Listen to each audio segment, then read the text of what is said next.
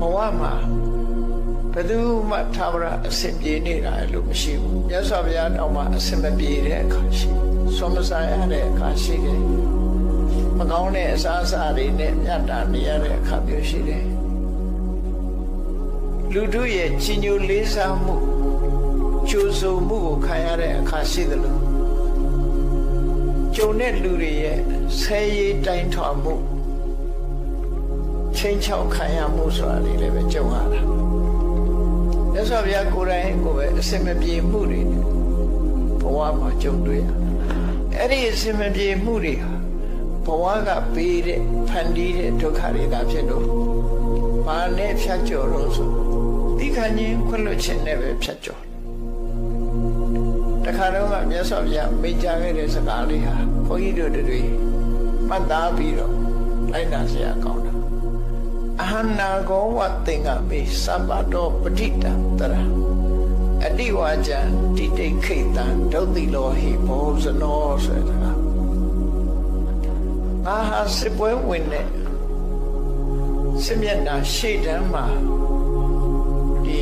ရှေ့တန်းကထွက်ပြီးတော့တိုက်ရတဲ့ဆင်မြောင်ကြီးတို့ပဲစစ်ပွဲမှာရှေ့တန်းကနေပြီးတော့ထွက်ရတဲ့ဆင်မြောင်ကြီးတို့ပဲ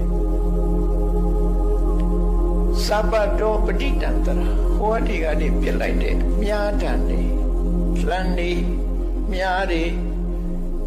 အဝေးကပြစ်လိုက်တဲ့အရာတွေဟာဆင်ရဲ့ကိုယ်ပေါ်မှာလာကြတာတွေအများကြီးပဲဆင်ရဲ့ခန္ဓာကိုယ်ပေါ်မှာလာဆိုင်တယ်အဟနာကောဝသင်္ကမေသဗ္ဗတောပဋိတံတရအဲ့ဒီလိုခန္ဓာကိုယ်ပေါ်ရောက်ရှိလာတဲ့စုဝေလာတဲ့လေးတံများတာအဲ့ဒါတွေကိုသိခံတယ်အောင်ဤသိခံပြီးလောရမယ်အလုပ်ကိုဆက်လုပ်တယ်နောက်မဆုံးဘူးအတိဝါကျံတိတိခိတံလူတွေရဲ့စော်ကားမော်ကားပြောဆိုတဲ့စကားတွေကိုငါသိခံတယ်သိခံမယ်ဘာကြောင့်လို့ဆိုရင်ဒုတိလောဟိမဟုတ်စနောလောကလူအများစုကကိုချင်းတရားမကောင်းကြဘူးကိုချင်းတရားမကောင်းတဲ့လူတွေခြားတယ်မှာသိခံခြင်းမှာတခြားလုပ်ဆရာမရှိဘူး။အော်ဤသိခံနေစစ်တိုက်နေတယ်ဆိုတာဟာပန်းမွေးနဲ့ပေါက်ခံရတာမဟုတ်ဘူး။လက်နဲ့ထုတ်ခံရမှာဖြစ်တယ်။အဲ့ဒီလိုရှေးခေတ်ကလေးများနဲ့ပြစ်တယ်